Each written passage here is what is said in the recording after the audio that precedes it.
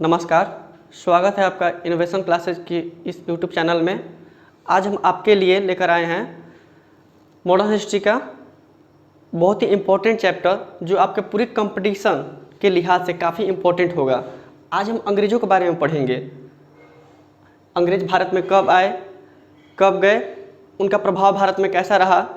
जैसा कि हम जानते हैं कि अंग्रेज़ भारत या दक्षिण एशिया के द्वीपों की तरफ आने वाली उन यूरोपीय शक्तियों में सबसे सफल रहे जिन्होंने व्यापार करना चाहा।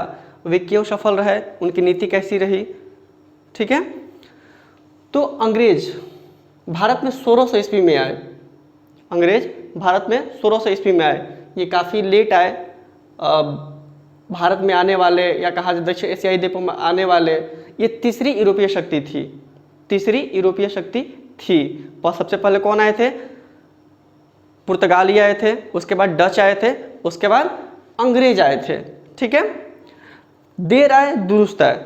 इन्होंने अपनी भारत की पूरी व्यापारिक व्यवस्था को बहुत ही अच्छे तरीके से समझा और अपनी राजनीतिक और सैनिक शक्ति की सहायता से भारत में काफ़ी लंबे समय तक, करीब कहा जाता है कि 200 सालों तक भारत में राज किया। यहाँ की व्यापारिक व्यवस्था पे और बाद में राजनीतिक व्यवस्था पर भी राज किया, ठीक है। तो हम आज अंग्रेजों के बारे में पढ़ते हैं।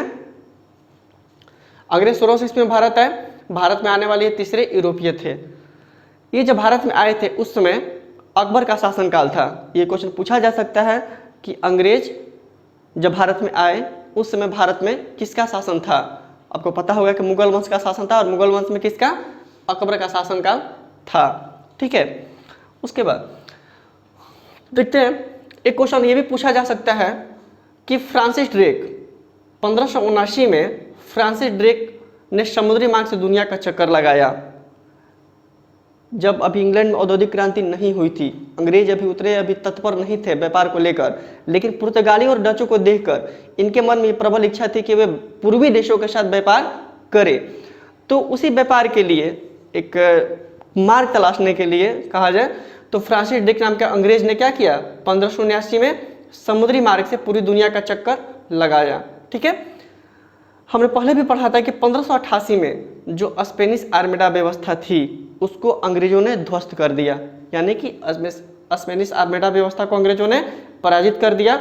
और इसी के साथ हिंद महासागर के क्षेत्र पर ब्रिटिश नौसैनिक श्रेष्ठता स्थापित हो गई और अंग्रेजों ने इस मार्ग को, यानी केप कमोरिन वाले मार्ग को पूरे यूरोपीय शक्तियों के लिए खोल दिया, ठीक है। उसके बाद 1588 में रॉल्फ फिंच, 1588 में एक रॉल्फ फिंच एक अंग्रेज व्यापारी था। इसने जल मार्ग से भारत की यात्रा की। किस मार्ग से? जल मार्ग से। यहाँ पर क्वेश्चन ये पूछा जाता है कि जल मार्ग से भारत आने वाला प्रथम अंग्रेज व्यापारी कौन था? जल मार्ग से भारत आने वाला प्रथम अंग्रेज व्यापारी कौन था? तो हमारा आंसर क्या होगा? Ralph Finch. ये कब आया था? 1588 में आया था, ठीक है। और ये 1591 में वापस गया। वापस जाकर इसने भारत के साथ व्यापारिक संभावनाओं का विवरण वहाँ पर दिया कि भारत के साथ व्यापारिक संभावनाएं में कितना भविष्य है, फ्यूचर क्या है उसका, ठीक है। उसके पश्चात 1599 में एक जॉन मेल्डन हॉल, 1599 में जॉन मेल्डन हॉल स्थल मार्ग से भारत आया। यह स्थल मार्ग से भारत आने वाला प्रथम अंग्रेज व्यापारी था। स्थल मार्ग से भारत आने वाला प्रथम अंग्रेज व्यापारी था, ठीक है। फिर एक क्वेश्चन भी पूछा जाता है कि भारत आने वाला प्रथम विदेशी जहाज कौन था? तो रेड ड्रैगन। भारत आने वाला प्रथम विदेशी जहाज या अंग्रेजी जहाज कौन था? Red dragon. लेकिन अगर सपोज कीजिए क्वेश्चन ये पूछ दे कि भारत आने वाला प्रथम अंग्रेज कौन था, व्यापारी नहीं, अंग्रेज कौन था, तो वहाँ पर नाम आएगा थॉमस स्टीफेंस का। किसका नाम आएगा? Thomas Stephens. ये एक पादरी था जो 1579 में गोवा में आया था, ठीक है। तो क्वेश्चन यहाँ पे इसको दो तरीके से पूछ सकता है। एक तो आपका भारत आने वाला प्रथम अंग्रेज और दूसरे कि पश्चिम भारत आने वाला प्रथम अंग्रेज कौन था। लेकिन हम ध्यान रखेंगे कि थॉमस स्टीफेंस एक पादरी था, ये कोई व्यापारी नहीं था। तो जब कभी भी क्वेश्चन ये पूछे कि भारत आने वाला प्रथम अंग्रेज व्यापारी कौन था तो हम किसका नाम लेंगे? रॉल्फ फिंच का, ठीक है। उसके बाद जॉन मेल्डन हॉल का। अब आते हैं ईस्ट इंडिया कंपनी पर। ठीक है, दो व्यापारी यहाँ पर आए, इन्होंने जैसे कि रॉल्फ फिच ने आया इंग्लैंड में जाकर भारत के साथ व्यापारिक संभावनाओं को उसने वहाँ का बताया। ठीक है, उसके बाद 1599 में एक कंपनी बनाई जाती है एक व्यापारियों के समूह के द्वारा इंग्लैंड में, जिसे मर्चेंट एडवेंचर नाम दिया जाता है। क्या नाम दिया जाता है? Merchant adventure. ये जो कंपनी थी ये पूर्वी देशों के साथ व्यापार के लिए गठित की गई थी, यानी पूरब के देश यानी कि आपका पूरा भारत, चीन, इंडोनेशिया के जो द्वीप समूह थे उन सभी के लिए व्यापार करने के लिए अधिकृत की गई।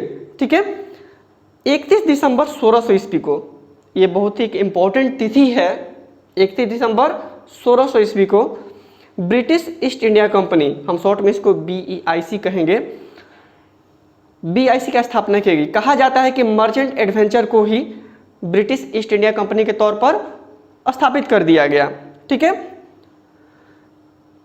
इस ब्रिटिश ईस्ट इंडिया कंपनी को एलिजाबेथ प्रथम द्वारा, जो उस समय इंग्लैंड की सम्राज्ञी थी, इंग्लैंड की महारानी थी, उनके द्वारा 15 वर्षों का चार्टर दिया गया। चार्टर मतलब अधिकार पत्र दिया गया, यानी पूर्वी देशों के साथ व्यापार करने का अधिकार प्रदान किया गया। किसके द्वारा?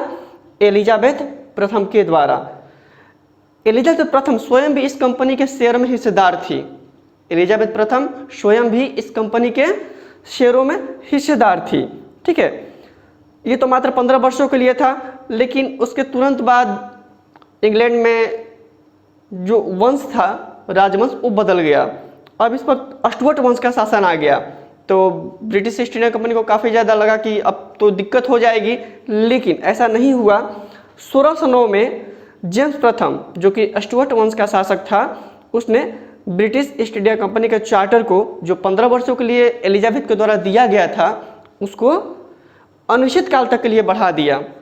उसको अनिश्चित काल तक के लिए बढ़ा दिया। ठीक है, अब देखते हैं, जैसा कि शुरू के जो प्रतिद्वंदी थे, यानी कि यूरोप के जो दो शक्तियाँ थी, पुर्तगाल और डच, ये भारत में मसाले के व्यापार करते थे। तो इंग्लैंड को भी मसाले के व्यापार से ज़्यादा मतलब था। उन्होंने सोचा कि शुरू में हम मसाले के व्यापार से ही स्टार्ट करते हैं, यानी मसाले के व्यापार पर अंग्रेजों ने पहले फोकस किया, और उसके चलते ये सबसे पहले कहाँ आए? दक्षिण एशिया के द्वीपों में, यानी कि इंडोनेशिया, जावा, सुमात्रा। ठीक है, और स्पेशली काली मिर्च के व्यापार पर भी इन्होंने फोकस किया। ठीक है, प्रथम 12 वर्षों तक इन्हें बहुत कुछ खास फायदा नहीं हुआ, लेकिन फिर भी 20% का फायदा हुआ, लेकिन ये व्यापार करते रहे। ये इंडोनेशिया के द्वीप समूहों तक ही सीमित रहे, अभी ये भारत में स्पेशली नहीं आए। ठीक है, अब आते हैं भारत में ब्रिटिश ईस्ट इंडिया कंपनी का विस्तार कैसे कैसे होता है। वो क्या कारण था कि अंग्रेजों ने मसाले का व्यापार छोड़कर भारत की तरफ गमन किया, यानी भारत में की तरफ प्रस्थान किया, उसको थोड़ा सा इस कारण को समझते हैं। हमने पिछले क्लास में एक अम्बोयाना नरसंहार या अम्बोयाना घटना के बारे में बताया था, जो कि 1623 ईस्वी में घटित हुई थी। अम्बोयाना एक इंडोनेशिया द्वीप समूह में एक छोटा सा द्वीप है। वहाँ पर डचों ने क्या किया था कि 10 अंग्रेजों और 9 जापानियों को मौत के घाट उतार दिया था। तो ये जो नरसंहार जो हुआ था डचों के द्वारा, ये कहीं ना कहीं अंग्रेजों और डचों के बीच में जो एक व्यापारिक प्रतिद्वंद्विता थी उसका परिणाम था। ठीक है, और इस नरसंहार के बाद स्थिति ऐसी बन गई कि अंग्रेजों को इंडोनेशिया को छोड़ना पड़ा। यानी अब दो ही स्थिति हो सकती थी, या तो अंग्रेज भारत पर फोकस करें, नहीं तो वहाँ पर छोड़ के, चूँकि डच वहाँ पर मजबूत थे, यानी इंडोनेशिया के द्वीप समूह में डच क्या थे, चूँकि पहले से वहाँ पर व्यापार करते आ रहे थे, तो वहाँ पर उनकी मजबूत स्थिति थी। लेकिन अंग्रेजों की अभी उतनी मजबूत स्थिति नहीं थी, इसलिए उन्होंने भारत पर फोकस करना ज़्यादा उचित समझा। और इस नरसंहार के बाद या 1623 के बाद मतलब वे अपना सारा व्यापार मतलब वहाँ से निकल गए और भारत की तरफ फोकस किया। ठीक है, इसके पहले भी भारत में वे कुछ ना कुछ व्यापार हल्का फुल्का कर रहे थे, लेकिन उतना फोकस नहीं था। लेकिन अब पूरा फोकस कहाँ आ गया?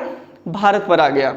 ठीक है, अब देखिए, भारत में उस समय मुगल वंश का शासन था। आपका देखते हैं कि अकबर के बाद जहांगीर शासक बना था, और भारत में व्यापार करने के लिए चूँकि पहले से भी पुर्तगाली और डच यहाँ पर अपना अच्छा खासा प्रभाव जमा चुके थे। पुर्तगाली चूँकि 1498 में आए थे, तो उनका बहुत ही ज़्यादा प्रभाव था, स्थानीय गवर्नरों पर भी और मुगल शासन पर भी।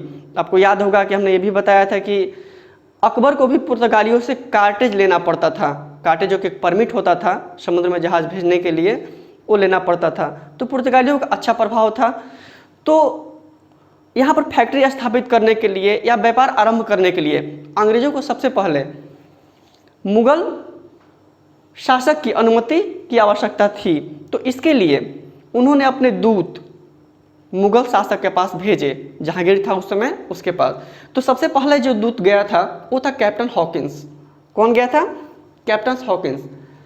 कैप्टन हॉकिंस जेम्स प्रथम का राजदूत था। ये जेम्स प्रथम का अनुरोध पत्र लेकर मुगल शासक जहांगीर के दरबार में गया। थोड़ा सा और क्वेश्चन आते हैं, जैसे देख लेते हैं। ये किस जहाज़ से आया था? हेक्टर नामक जहाज़ से कैप्टन हॉकिंस भारत आया था। कहाँ पर आया था? सूरत में आया था। कब आया था? 1608 में आया था। यानी कैप्टन हॉकिंस हेक्टर नामक जहाज़ से 1608 में सूरत के बंदरगाह पर पहुंचा था। लेकिन 1609 में ये आगरा पहुंचा। 1609 में कहाँ पहुंचा? आगरा। ठीक है। और आगरा में इसकी मुलाकात किससे हुई? जहांगीर से हुई। हॉकिंस जो था ये तुर्की और फारसी भाषा का बहुत ही बढ़िया ज्ञाता था, यानी फारसी में बहुत ही बढ़िया से बातचीत कर लेता था। इसने जहांगीर से, चूंकि उस समय की राजकीय भाषा क्या थी? फारसी थी, मुगल शासन की। तो इसने जहांगीर से फारसी भाषा में बातचीत की और जहांगीर उसके बातों से इतना प्रसन्न हुआ कि उसने हॉकिंस को इंग्लिश खान की उपाधि दी। किसकी उपाधि दी? इंग्लिश खान की उपाधि दी। और साथ ही साथ 400 का मनसब प्रदान किया और आगरा में बसने की आज्ञा दी। हॉकिंस कुछ दिनों तक आगरा में रहा भी, लेकिन उसको अप्रत्याशित एक जैसी आशा लेकर वो आया था, वैसी सफलता नहीं मिली। फिर भी उसने किसी तरह सूरत में फैक्ट्री डालने की अनुमति जहांगीर से ले ली, शायद मौखिक ली होगी। ठीक है। 1608 में सूरत में फैक्ट्री स्थापित की गई, लेकिन स्थानीय गवर्नर ने काफ़ी ज़्यादा आनाकानी की, चूँकि स्थानीय गवर्नरों पर पुर्तगालियों का बहुत ही ज़्यादा प्रभाव था। ठीक है। 1611-12 में ये जो प्रभाव था ये 1611-12 में जाकर टूटा, जब कैप्टन मिडल्टन ओबेस्ट ने एक सूरत के नज़दीक स्वाली नाम का जगह है, सूरत के नज़दीक स्वाली नाम की जगह है, वहाँ पर पुर्तगालियों के जहाजी बेड़े को पराजित कर दिया। ठीक है। तब जाकर यानी एक तरह से अंग्रेजों ने ये दिखाया, अपना दम दिखाया कि हम पुर्तगालियों को पराजित कर सकते हैं, उनसे हमें कोई खतरा नहीं है, या आपको भी, यानी जो स्थानीय गवर्नर है उसको भी पुर्तगालियों से डरने की आवश्यकता नहीं है। ठीक है। ये सूचना जब जहांगीर के पास पहुंची तब जाकर कहा जाता है कि 1613 में जहांगीर ने एक फरमान जारी किया कि और अंग्रेजों को सूरत में अस्थाई फैक्ट्री बनाने की अनुमति दे दी। तब जाकर 1613 में अस्थाई फैक्ट्री बनी। हालांकि उसके पहले यानी सूरत में फैक्ट्री स्थापित करने के पहले अंग्रेज 1611 में मछलीपट्टनम या मुसलीपट्टनम, जो कि अभी तो आंध्रा में पड़ता है, लेकिन उस समय ये गोलकुंडा राज्य के अंतर्गत आता था, वहाँ पर फैक्ट्री स्थापित कर चुके थे। लेकिन सूरत में इन्होंने कब फैक्ट्री स्थापित की? एकदम जहांगीर के आदेशानुसार 1613 में अस्थायी तौर पर, और 1625 में इसकी घेराबंदी की थी, यानी किलाबंदी कर दी। ठीक है। उसके बाद से ये जो फैक्ट्री थी काफ़ी सुरक्षित हो गई। आते हैं थोड़ा सा यहाँ पे कि 1611 में जो मछलीपट्टनम में इन्होंने फैक्ट्री स्थापित की, ठीक है, माना जाता है कि दक्षिण भारत की पहली फैक्ट्री थी। ठीक है। ये काफ़ी थोड़ा सा कन्फ्यूजिंग है कि सबसे पहली फैक्ट्री सूरत में स्थापित हुई कि मछलीपट्टनम में स्थापित हुई। तो मछलीपट्टनम की जो फैक्ट्री थी ये मुगल साम्राज्य के बाहर की पहली फैक्ट्री थी, मुगल साम्राज्य के बाहर की पहली फैक्ट्री थी। और यदि क्वेश्चन डायरेक्ट ये पूछे कि दक्षिण भारत की पहली फैक्ट्री कौन थी, तो कौन थी? मछलीपट्टनम की। ठीक है। लेकिन फिर भी अभी क्वेश्चन में अभी आता है तो कई सारे बोर्ड ने ये आंसर दिया हुआ है कि अंग्रेजों ने सबसे पहली फैक्ट्री कहाँ स्थापित की? सूरत में 1608 ईस्वी में। लेकिन ध्यान रखिए कि अस्थायी तौर पर ये नहीं था, ये जाकर कब हुआ? 1613 में।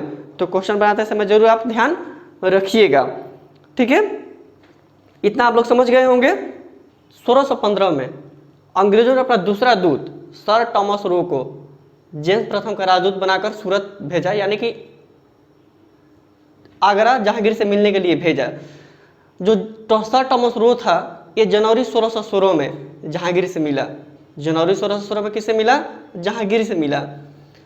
उसमें भी अभी जहांगीर खास इच्छुक नहीं था अंग्रेजों को व्यापारिक सुविधाएं देने पर, छूट देने पर, लेकिन सर टॉमस रो ने, कहा जाता है कि राजकुमार खुर्रम के साथ, जो कि बाद में शाहजहां बना, शाहजहां के बचपन का नाम खुर्रम है, सर टॉमस रो ने खुर्रम से मित्रता की और खुर्रम ने पैरवी की जहांगीर से, तब जाकर अंग्रेजों को भारत के अन्य भागों में भी फैक्ट्रियां लगाने की अनुमति या स्थापित करने की अनुमति मिली। यानी जहांगीर ने फैक्ट्रियां बनाने की अनुमति दे दी अन्य भागों में भी। ठीक है। 1632 में अंग्रेजों ने गोलकुंडा के सुल्तान से एक सुनहरा फरमान प्राप्त कीजिए, इसको सुनहरा फरमान कहा जाता है। उसमें गोलकुंडा का सुल्तान कौन था? कुतुब शाह, अब्दुल कुतुब शाह कहा जाता है उसे, अब्दुल कुतुब शाह। इसने अंग्रेजों को एक सुनहरा फरमान दिया। कब दिया? 1632 में। सुनहरे फरमान में यह था कि अंग्रेज अब गोलकुंडा के सभी बंदरगाहों का उपयोग कर सकते हैं। अंग्रेज गोलकुंडा के सभी बंदरगाहों का उपयोग कर सकते हैं, और वो भी मात्र 5 रुपये पैगोडे वार्षिक पर, यानी 5 रुपये पैगोडा वार्षिक कर देकर अंग्रेजों को गोलकुंडा के सभी बंदरगाहों से व्यापार करने की अनुमति मिल गई। ठीक है।